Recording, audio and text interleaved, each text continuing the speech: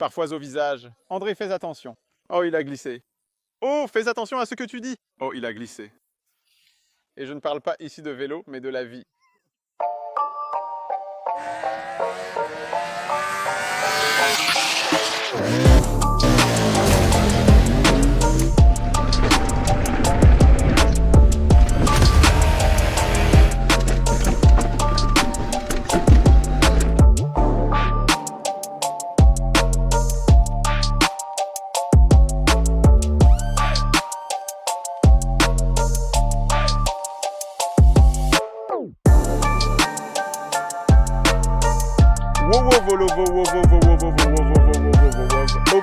Bonjour, c'est moi André. Dans la première partie de cette vidéo, qui se trouve quelque part et que vous avez peut-être déjà visionné, j'ai mentionné que lors de ce voyage, j'espérais peut-être acquérir de nouvelles connaissances, découvrir des choses inattendues ou apprendre quelque chose de significatif. Et en effet, j'ai découvert une vérité importante. Il est vraiment bénéfique d'avoir de la mesure, une qualité que je ne possède malheureusement pas toujours. Écoutez attentivement, j'ai filmé ce vlog, cette série de vidéos, parce que les circonstances s'y prêtaient parfaitement. C'était une opportunité qui s'est présentée naturellement et que j'ai saisie sans hésitation, car c'était tout simplement la bonne chose à faire à ce moment-là. J'avais 3 événements sur la route en Italie, et la vérité c'est ça. Moi depuis de nombreuses années, je suis sur la route. En fait, toute ma vie, j'ai été sur la route. Depuis que j'ai 20 ans, je suis tout le temps en déplacement avec les motos, ces vannes sur la route, les avions sur la route, toujours en déplacement sur la route, sur la route. Depuis 3 ans, je suis père et je ne voulais tout simplement plus être sur la route. Et j'ai le travail que j'ai, donc je suis sur la route et j'aime ce travail. Mais pourquoi je n'ai pas de mesure ? Parce qu'il s'est avéré que pendant 2 semaines, je serai pratiquement tout le temps hors de la maison. Je rentrerai juste pour refaire ma valise et repartir aussitôt. J'ai dit non, c'est fini.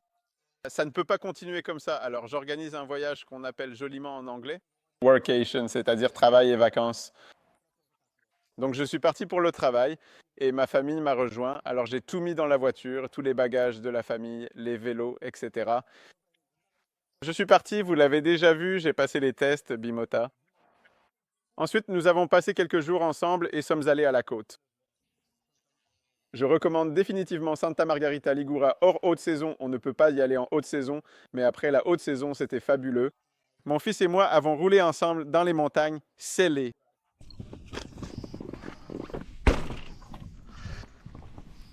Oh, tu as chaud?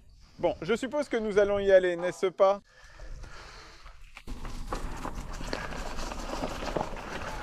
Et nous sommes arrivés à la civilisation. Regarde, quelle vue, je recommande vraiment. Cette selle s'appelle Shotgun et ce n'est pas une publicité. De même, au cas où, écoutez, ce n'est pas non plus une publicité pour la voiture parce que j'ai acheté cette voiture en toute connaissance de cause après que nous soyons partis ensemble en vacances pour la première fois. Et j'ai dit waouh, ici, 5 personnes à l'intérieur, autant de bagages qu'on veut, les vélos, le haillon et c'est tout. Mais pourquoi je n'ai pas de mesure? Parce qu'en vacances, avec la famille, il n'y a rien de mieux, tout simplement. 3, 4, 3 jours et demi des meilleurs qu'on puisse avoir. Mais ensuite, retour au travail, EICMA toute la journée, 1 million de commandes, et encore EICMA. Mon événement préféré et en même temps le plus détesté, EICMA, la grande foire internationale de Milan. Elle n'a pas eu lieu depuis longtemps, uniquement pour cette raison précise et rien d'autre. C'est pour ça que ça me manque. Un endroit où l'on peut voir la plupart des nouveautés, rencontrer la majorité des gens du secteur, mais en même temps, à la fin de la journée, tu as les talons en feu. Et pour nous, les journalistes, c'est une quantité de travail extrême. D'autant plus que ce travail a un peu changé, parce qu'avant, on venait ici pour se mesurer les uns aux autres, pour voir qui allait décrire les nouveautés le plus rapidement. Ensuite, tout le monde reçoit ces informations à l'avance. Donc maintenant, ça se résume à vouloir à la fois présenter les nouveautés, montrer le salon et en même temps réaliser des contenus. Sponsorisé. C'est la vie, je ne vais pas vous mentir. D'ailleurs, j'ai l'idée de faire un jour des reportages sur la façon dont le travail de journaliste se déroulait autrefois et comment il se passe aujourd'hui. Parce qu'aujourd'hui, il faut tracer une ligne claire entre le moment où je suis journaliste et celui où je suis une agence de publicité. Mais ne vous inquiétez pas, dans chaque contenu, ce sera précisé ou dit clairement si c'est sponsorisé ou non. Fin du vlog parce que ça ne va pas marcher tout en même temps. Il y a une opératrice caméra. Au travail.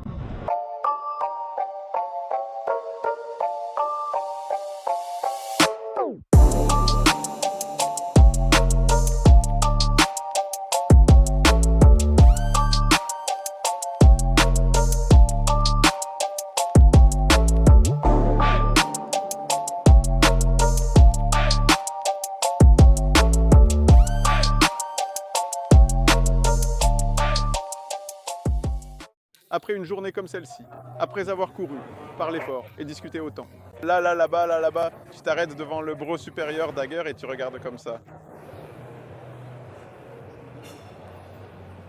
Et tu peux regarder comme ça. Peu importe qui coûte net, 84 000 €. C'est un bon prix pour une telle œuvre d'art. Une œuvre d'art un peu différente de celle de Bimota. Un peu... encore plus unique parce que le moteur est le leur. Et la technologie de pointe, ou l'ingénierie innovante, ou les idées brillantes, ou les solutions ingénieuses, ou même le savoir-faire et les cerveaux exceptionnels proviennent directement de chez Aston Martin, une marque reconnue mondialement. Heureusement, Marius connaît le président. J'aimerais essayer cette moto parce que ce sont justement ces marques qui font que les motos restent passionnantes. Parce que, enfin oui, elles étaient passionnantes. Ducati, Panigale, Multistrada, toutes sortes de Bimota. Mais tu regardes ça et c'est quelque chose de plus. C'est clairement quelque chose de plus. En fait, je ne sais pas quoi dire. Regardez par vous-même. Bon, je me promets que c'est la dernière fois que je fais l'EICMA comme ça. On ne peut pas tout filmer et tout photographier en courant partout là-bas. Et tout ça, c'est fait à la va-vite. Et ça ne me plaît pas. Enfin, vous voyez, vous n'avez que des infos superficielles sur chaque moto, mais non.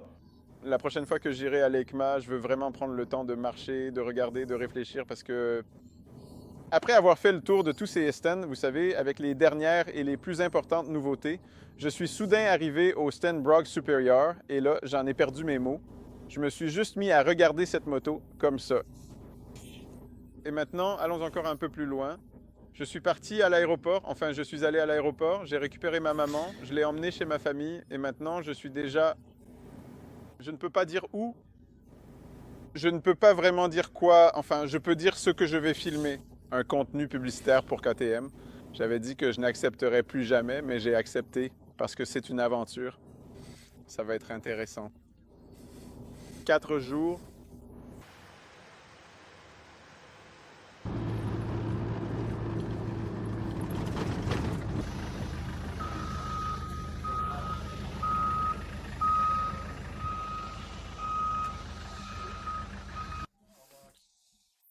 Ça devait être facile, mais comme d'habitude, ça ne l'a pas été. Ça ne devait pas être si difficile, mais il s'est avéré que le plus important, c'est l'emplacement. L'emplacement, l'emplacement.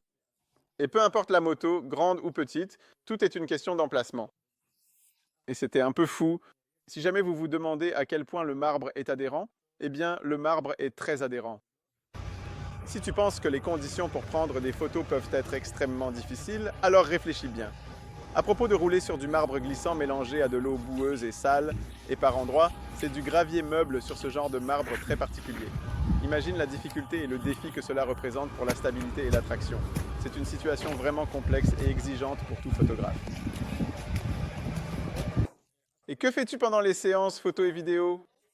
Eh bien, tu donnes tout ce que tu as, c'est-à-dire que tu dois montrer toutes les capacités que la moto offre, donc vraiment pousser jusqu'à la limite. En 4 jours, j'ai parcouru 115 km, ce qui fait environ 6 heures moteur, d'après ce que j'ai vu sur les compteurs. Mais chaque minute était remplie d'action, parce que c'est comme ça que ça se passe. Tu vas simplement sur le lieu, tu fais un passage et tu essaies de plus en plus fort, de plus en plus intensément. Je ne serais pas tombé si je n'avais pas cédé à un moment donné, parce que vous savez, lors de ces séances photos, le plus important, c'est de ne pas céder, mais simplement d'être assertif. Une fois, j'ai un peu chassé un certain angle pour une photo et il y a eu un petit boom. C'était juste tout petit. Un peu trop de gaz, mais tout s'est bien terminé. En considérant toute l'action qu'il y a eu à côté, je pense que tout s'est vraiment bien terminé. Je veux dire, ça a dû bien se terminer, car je suppose une marge d'erreur faible, mais sur des séances photo comme celle-ci, cette marge d'erreur devient petite. Faites attention à ma bière, s'il vous plaît.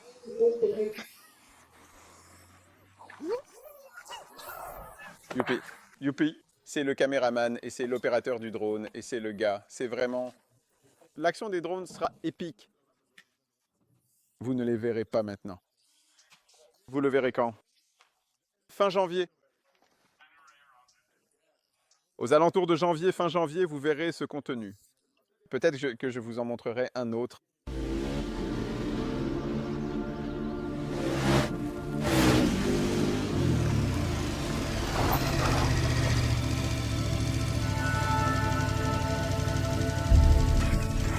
Merci infiniment d'avoir pris le temps de regarder cette vidéo jusqu'à la fin. Nous espérons sincèrement que vous avez apprécié le contenu que nous avons préparé avec soin pour vous.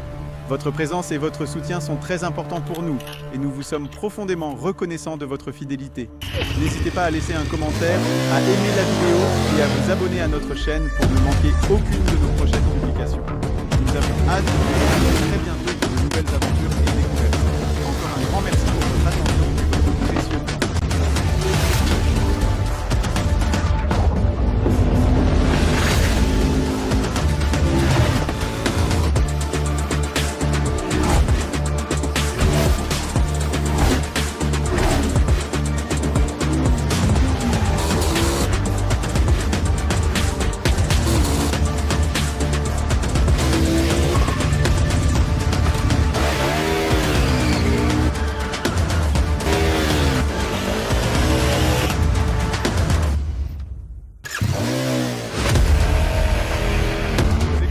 Avec la KTM 290 Superior Adventure S. Je ne sais pas si je le referai encore une fois, je me répète toujours que c'est la dernière fois. Je ne sais pas si je le referai parce que c'est vraiment hardcore et il faut souvent garder son sang-froid. Mais grâce à cela, les supports promotionnels sont ce qu'ils sont. Et ce qui est le plus important, c'est que tout s'est passé sur une moto de série. C'est la moto qui m'impressionne le plus parce que tu roules sur une moto de série avec des pneus d'origine et je le sens. Je sais exactement que c'est une moto de série et il s'avère qu'elle est vraiment capable de beaucoup de choses. Je vais faire mes valises, je pars voir ma famille. Ça suffit, ça suffit. Ce genre de vidéo sera probablement publié en janvier ou en février, alors vous verrez. C'est choquant de voir qu'on peut rouler dans de telles conditions et c'est tout. La deuxième session avec la KTM était déjà différente de la première parce que cette fois, l'équipe de tournage savait que quand je dis non, c'est non. Et c'est ça dont je suis très satisfait, d'avoir réussi à poser des limites qui ont été respectées. Ils savent que quand je dis que j'accélère, j'accélère. Et quand je dis que là, c'est trop, je coupe la discussion et heureusement, ils le comprennent. Et pour que ce soit plus drôle, je devais encore partir. Aujourd'hui, je devais être à Matikofen, mais là-bas, ils ont pas mal de boulot. Ils ont d'autres marques, maintenant CF Moto, la distribution et ainsi de suite. Et j'ai décidé que non, tout simplement non. Et aussi pour moi-même, non, parce que ça suffit, toute cette folie. Pendant ce voyage, c'était comme ça justement, ces 3 contenus que j'ai réalisés, plus ce vlog, bon, je pars avec mon Peugeot Traveler, alors pourquoi ne pas contacter Peugeot? Peut-être que Peugeot voudrait être partenaire de ce vlog. Bien sûr, volontiers, essayons. Et soudain, il s'avère qu'en plus, pendant tout ce voyage, j'ai dû encore filmer un vlog. Comme vous pouvez le voir au début, j'essayais de faire ça, vous savez, jour après jour, de belles prises de vue. Et puis j'ai craqué, tout simplement. J'ai craqué et je le dis franchement. Et je me suis dit, bah non, je vais juste le faire du mieux que je peux sans m'épuiser. Et c'est quelque chose de totalement nouveau pour moi parce que habituellement, je m'épuisais juste pour que tout soit aussi parfait que possible. Et maintenant, vous pouvez écrire dans les commentaires si ces vlogs, en général, ont du sens et sont intéressants. Et si je dois continuer à les faire. Parce qu'ils servaient aussi à ce que je puisse faire quelques essais, car vous vous plaignez du son, donc j'ai acheté du matériel audio. Canon m'a prêté un nouvel appareil photo EOS, justement un modèle pour vloggers. Et honnêtement, je pensais que ça allait être pénible, vous savez, une grosse caméra et tout ça. Mais je préfère déjà le GoPro. J'en ai assez. J'en ai tout simplement assez du GoPro. Le téléphone non plus ne me convainc pas complètement. L'appareil photo est grand, peut-être pas totalement pratique, mais au moins l'image est là. L'image est un peu plus travaillée, c'est un peu plus plastique. Quand je prends cet appareil, j'ai l'impression de vraiment faire du bon boulot. La prochaine fois, je prendrai peut-être un autre modèle avec une meilleure stabilisation parce que je sais que les objectifs sont stabilisés. Et voilà. Mais pour conclure, qu'est-ce que j'ai fait? Et qu'est-ce que je dois discuter avec ma thérapeute? Je suis venu de Bologne directement à Cracovie pour récupérer mon petit Ibis, mon vélo, qui est revenu ici après un prêt. Et j'ai dormi en route dans la voiture. 3 arrêts environ, j'ai fait comme ça. J'ai dormi 1 heure et demie à chaque fois. Je suis arrivé et d'accord Casper, puisque je suis déjà à Cracovie, allons faire du vélo. Santa Margherita Ligure, Bologne, Cracovie. Je ne sais pas. 3 heures de sommeil en route et encore aller faire du vélo. La forêt italienne, des parcours de folie. Je recommande. Encore rouler comme ça, arriver comme ça. Vous voyez? Je cherche toujours l'équilibre. Je cherche toujours l'équilibre. Peut-être que ce seront des vlogs intitulés André cherche l'équilibre. Parce que oui, un peu comme ça, oh, parfois en pleine figure. André, fais attention. Oh, il a glissé. Oh, fais attention à ta tête. Oh, il a glissé. Et je ne parle pas ici de vélo, mais de la vie. Et justement, ici, je parle de se prendre des coups, entre autres, parce que canon, c'est super, tout va bien, mais peut-être que je mettrai une carte un peu plus grande parfois, pour que ça ne coupe pas mes propos. C'est tout. Je ne sais pas, j'ai enregistré ces vlogs pour qu'il y ait un peu de changement sur la chaîne. Un peu plus de vie, un peu plus d'énergie, et peut-être aussi pour que vous sachiez à quoi ça ressemble en coulisses. Écrivez ce que vous en pensez si vous voulez en savoir un peu plus sur les coulisses. Du travail dans ce monde, des motos, ou peut-être des gens qui travaillent dans le monde de la moto. C'est tout. Je vous salue. Tout fort. Il ne te reste plus qu'à sauter à l'endroit.